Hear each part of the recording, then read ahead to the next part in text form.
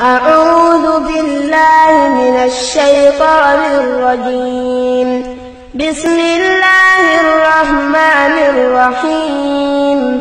هل أتى على الإنسان حين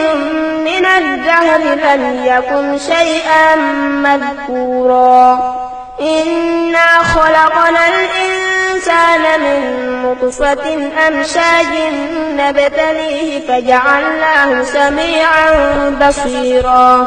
إنا هديناه السبيل إما شاكرا وإما كفورا إنا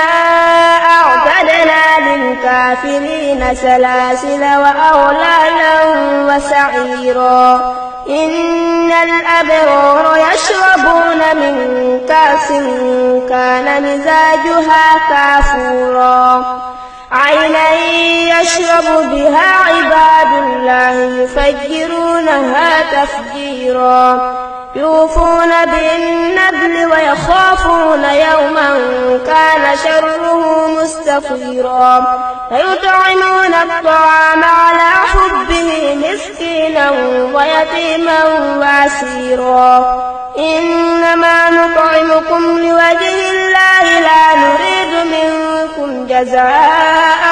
ولا شكورا إنا نخاف من ربنا يوما عبوسا قمطريرا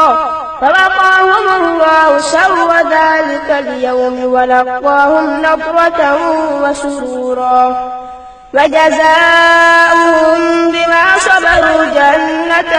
وحريرا متكئين فيها على الأرائك لا يرون فيها شمسا ولا زمهريرا ودانية عليهم ظلالها وذللت قطوفها تذليلا ويطاف عليهم بآنية من فضة وأكواب كانت قوارير من فضة قدروها تقديرا ويسقون فيها كأسا كان مزاجها زنجبيلا عينا فيها تسمى سلسبيلا ويطوف عليهم ولدان مخلدون إذا رأيتهم حسبتهم لؤلؤا منثورا وإذا رأيت ثم رأيت نعيما وملكا كبيرا عاليهم ثياب سندس خضر